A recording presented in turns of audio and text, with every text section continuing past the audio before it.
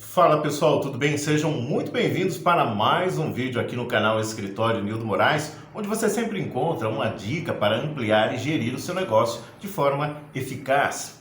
Eu quero fazer uma breve introdução a vocês nesse vídeo para algo que eu já venho falando desde os primeiros vídeos, que eu iria colocar algumas aulas sobre o direito aqui no canal, direito administrativo, direito constitucional, direito tributário, direito empresarial, tudo isso para auxiliar o empreendedor e, de certa forma, ajudar muitas pessoas. O conhecimento é algo que nos faz diferentes, e não diferentes como melhores, não é isso, mas diferentes na nossa visão, e uma visão diferenciada pode mudar aí o destino e a vida de uma cidade, de pessoas, e você poderá então colocar esse conhecimento em prática. Eu vou colocar para vocês uma entrevista que me foi concedida pelo doutor em educação pela USP, Edson Prado de Andrade, doutor em educação e também especialista em homeschooling, um tema muito atual, um tema que está em votação aí na Comissão de Justiça, né? E é um tema muito polêmico, porém é um tema que nós precisamos conhecer, onde os alunos, eles têm aula em casa. Em muitos outros países do mundo, esse tema ele já vem sendo abordado há muito tempo. Então, a partir de agora, esclarecendo para você, nós vamos ter aulas sobre direito. E é claro, caso você seja um estudante de direito, você poderá inclusive colocar um tema que você está estudando no momento que poderia facilitar aí as suas aulas, tá bom? Fiquem aí então, Dr. Edson Prado de Andrade.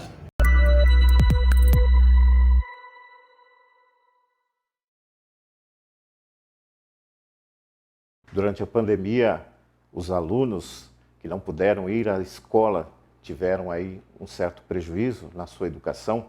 Mostramos aqui na RGTV, em alguns momentos, as aulas online e tudo que os professores têm desempenhado para acompanhar o atendimento aos alunos. Existe um conceito ainda pouco conhecido aqui no Brasil, o homeschooling. Você sabe o que é o homeschooling? Para responder a essas dúvidas, nós estamos aqui com um especialista nesse segmento, Dr. Edson Prado de Andrade, advogado, doutor em educação pela USP e com tese nesse segmento. Dr. Edson, muito obrigado pela disposição em nos atender. Eu gostaria de perguntar primeiramente o que é o homeschooling. Olá, Nildo, muito obrigado mais uma vez pelo convite. Eu agradeço pela oportunidade de falar com as famílias. A homeschool é uma opção de ensino e de educação fora da escola, sem o padrão normal de ensinar as crianças dentro do espaço escolar. São famílias que resolvem, então, tirar os seus filhos da escola e a criança, ela, de modo autodidata, sob a supervisão ou sobre o ensino dos pais, ou de um irmão mais velho, de um tio, de uma tia, até às vezes por meio de um professor particular, aprendem em casa.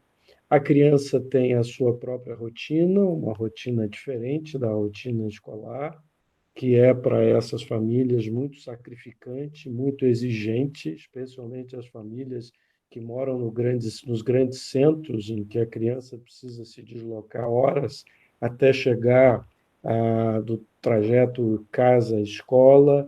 Ah, essa modalidade de ensino tem crescido muito exatamente nesse período de pandemia, em função de que muitos pais trabalham em home office e as crianças estão em casa. Então, as famílias, muitas famílias, não a maioria certamente, têm descoberto essa como uma opção viável de ensinar seus filhos na escola. Perfeito. Acaba se tornando uma opção, né? Já que muitos pais estão hoje em home office. O que o senhor vê no crescimento do homeschooling? Quando foi surgido esse novo conceito? Aonde ele começou? E aqui no Brasil, como é que está? Nós sabemos que já existe um projeto, né, em andamento no CCJ. Como é que está esse andamento? E como seria a aplicação e o reconhecimento dessas disciplinas cursadas, doutor? A gente precisa ter bem em mente que a educação escolarizada ela é relativamente recente na história. No Brasil, ela tem há pouco mais de 100 anos de idade. Antes disso, as crianças elas eram ensinadas em casa, elas eram ensinadas em sacristias, nas igrejas, em escolas maçons. Havia um ambiente muito aberto onde a criança podia aprender. A partir especialmente da chamada década de ouro, que foi de 1910 a 1920, que o modelo escolar começou a ser impulsionado.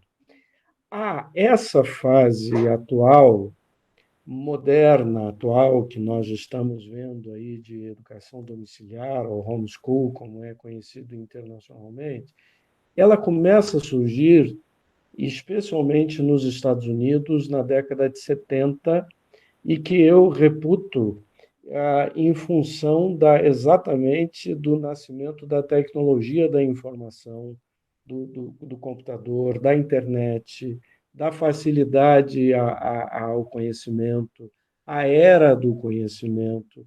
Hoje, uma criança em homeschool, ou qualquer criança, ela com um computador, ela acessa qualquer biblioteca no mundo inteiro. E se ela tiver o necessário estímulo e a necessária liberdade para aprender, ela se desenvolve muito rapidamente. É isso que as pesquisas internacionais sobre o homeschool têm demonstrado. A escola, ela é, como eu disse, recente. Esses pais que estão na vanguarda de homeschool no Brasil compreendem isso claramente. Entendem que a homeschool, a educação domiciliar, é um modelo perfeitamente com ótimos resultados. E como tem se medido isso? Eu fiz essa pergunta, né? Como se mede esse conhecimento e o reconhecimento, por exemplo, para o ingresso em uma universidade, doutor? Pois é. Esse é parcialmente um problema no Brasil. O Brasil não tem nenhuma legislação que regulamenta essa modalidade de ensino, e o Supremo Tribunal Federal, há 2 anos atrás, disse que não era legal.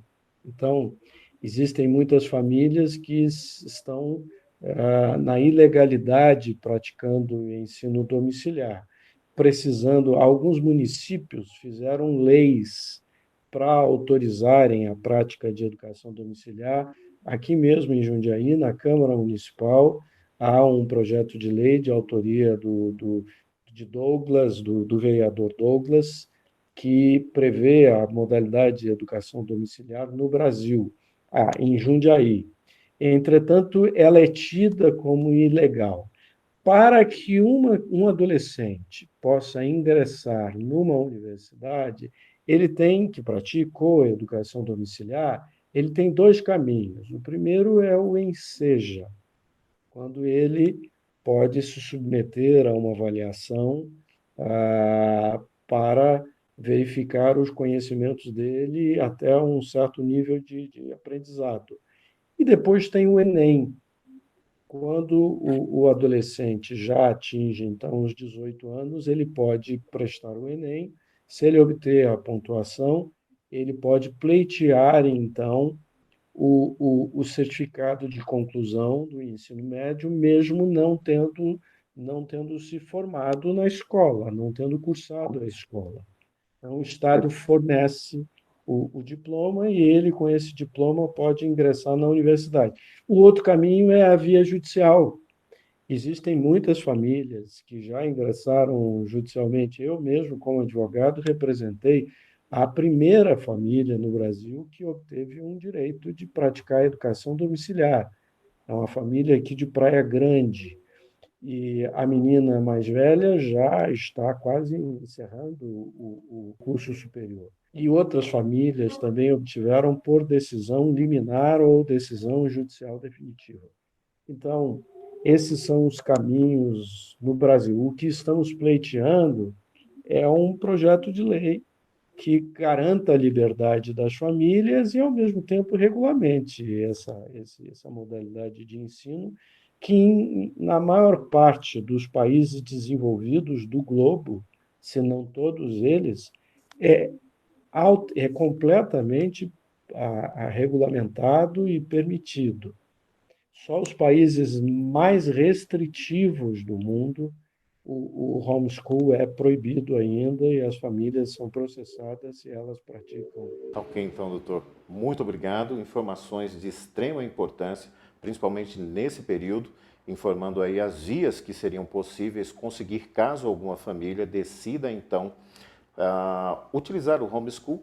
E se o senhor quiser deixar o seu contato para alguma família que deseje, então, ingressar com um pedido para o reconhecimento, o senhor fique à vontade. Caso queira deixar alguma informação final, é com o senhor. Muito obrigado. Olha, meu contato do meu escritório 45860062. O meu celular para alguma família que realmente queira ingressar na justiça é 987335068, ou uma família que precise de orientações a respeito de homeschool, que tenha vontade de praticar e que precisa, só que tem receios de começar a praticar, eu posso ajudá-la com prazer. Ok, então, doutor, mais uma vez, muito obrigado. E até uma próxima oportunidade. Com certeza. Muito obrigado. Um forte abraço a todos.